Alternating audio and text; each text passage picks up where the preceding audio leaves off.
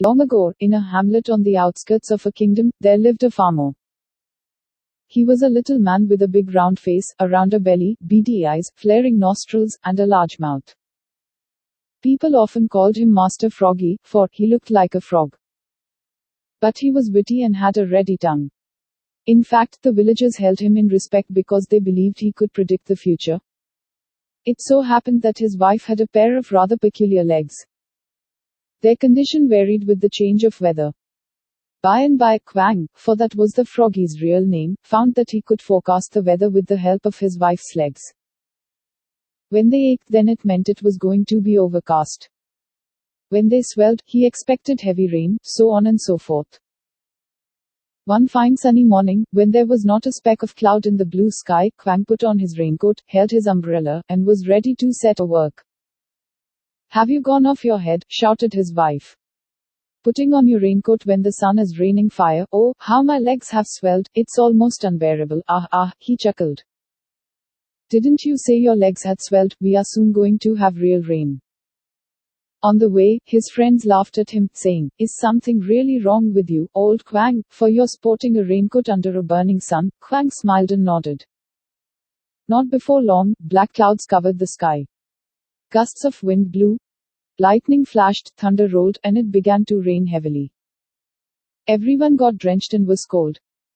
Except, of course, old Quang. One day, when the sky was overcast with cloud, he asked his wife, "Dear, have your legs swelled?" "Why should they? They feel fine," was the reply. So, Quang went out without his raincoat, whereas everyone else had it on. But soon the sky got clear and the sun shone brightly. People really began to wonder and asked him how he could forecast so correctly. "I just came to know," was his casual reply. For it would have been rather embarrassing to reveal the secret link between his wife's legs and the weather. People believed that he had powers to predict the future. The village folks began consulting him whenever they were in difficulty. Once a young lady lost her ring and went to him.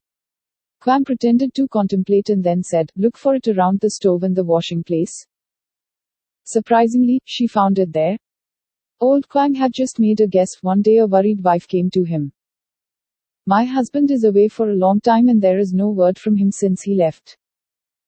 Please tell me when he will return," she pleaded with him. Quang closed his eyes, mumbled some abracadabra, and said, "Good lady, do not worry, he will surely return within this month." Only a week had passed when the long-awaited husband returned home. Quang knew that he would, as his wife was expecting a baby that month. His fame spread far and wide. But he did not earn anything from this practice. For those who came to him were the poor villagers, friends and relatives. But soon fortune smiled on him. One day, a priceless gem disappeared from the palace treasury. The emperor ordered his men to look for it. They tried hard, but in vain, for it had been stolen by none other than the treasurer himself. No one ever suspected him. But the impatient emperor summoned him to his presence. The treasurer stood before him trembling. Had he been found out, he wondered.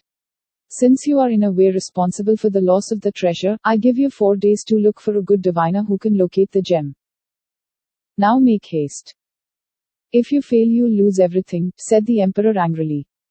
The treasurer lost no time in setting out on his mission. Soon, he and his men came to the house of a fortune teller. The treasurer took the man aside and asked him in a whisper if he knew how to predict well. "Certainly.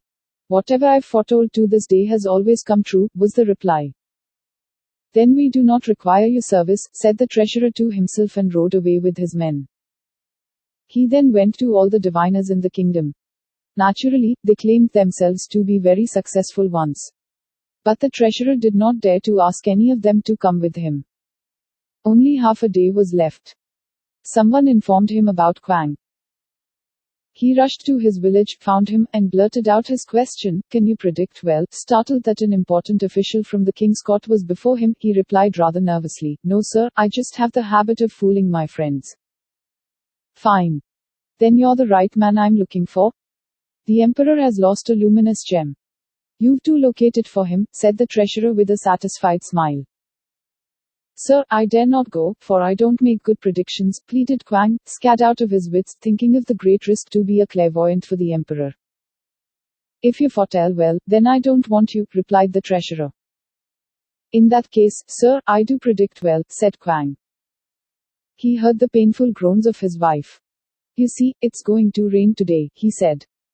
Haha, rain, when there isn't a shred of a cloud. I understand what kind of diviner you are. You've to come with me, said the treasurer vehemently.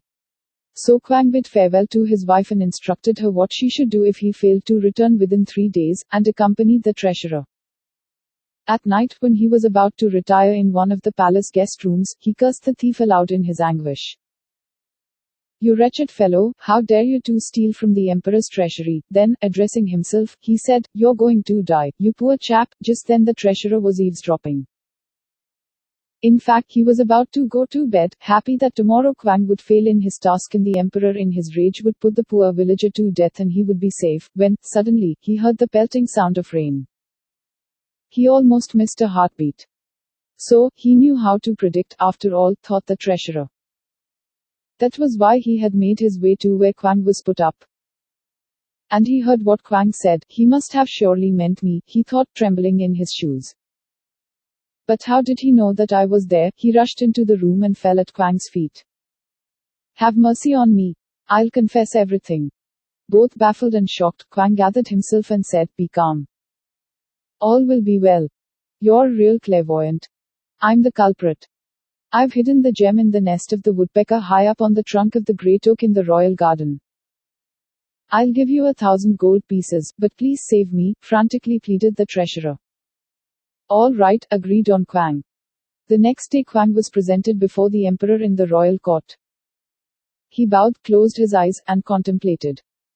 Is there a great oak in the garden, your majesty? He calmly asked after a while. Yes, indeed there is a great oak, 1,000 years old, replied the emperor, pleased. But where is my precious gem? High up in the trunk of that tree is a woodpecker's nest. In it lies your precious gem, O emperor, replied Quang, with a sudden flare. The emperor at once started for the garden followed by his retinue. Someone was made to climb up to the nest and the lost treasure was recovered. But who stole it? Inquired the emperor, eager to punish the thief. Quang closed his eyes once again, mumbled a few words, and said, while all waited in pin-drop silence. Your Excellency, this luminous gem is the soul of all your material wealth. It comes from the elements and has in it the very essence of the sun, the moon, the stars, and the planets. Therefore, O Lord, it has the unique power to move. Is that so? Said the emperor, his mouth agape, while the treasurer heaved a sigh of relief. So Quang was showered with gifts of gold, silver, and precious stones. But he was not granted permission to leave the kingdom. For the emperor thought of having the services of his unusual talents as long as he lived. But the farmer was rather anxious to get home.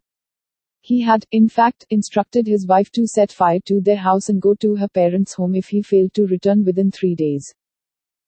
So early in the morning of the 4th day, he went to the emperor, managed to squeeze a few drops of tears out of his eyes, and said, Your Majesty, I fell my house is on fire. Please permit me to go home. How could he know that his house was on fire so many miles away? He was not allowed to go, but an officer was sent to check if what he said was true. The official soon returned and confirmed that Quang's house was indeed on fire. Overjoyed, the emperor at once honored Quang with a title. Your true diviner. You are appointed henceforth advisor to the emperor in all affairs of the state. You stay here in a mini palace. Udharan Chind. The farmer was in the soup. Your Majesty, he pleaded, I'm most unsuited for such a high order of life. Pardon me, I cannot accept your offer. All right, said the emperor, if you can tell me what is there in this box before the incense burns out, then you'll be free. Quang was in a real dilemma. How on earth can he guess what was there in the box? The joss stick was rapidly getting shorter. In utter desperation, he, at last, sighed aloud, Oh poor Froggy, you're trapped. The emperor stood up in disbelief. The box was opened and in it sat a golden frog, inlaid with precious stones. But Quang the farmer had only blurted out in exasperation his own nickname.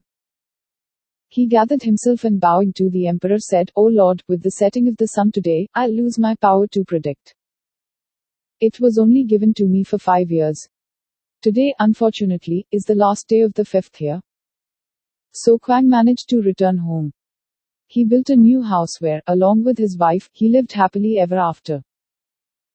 His wife was finally cured for her leg ailment, and it was not unusual to see the farmer coming home all drenched. Thanks for listening. Please do like, share and subscribe to our channel.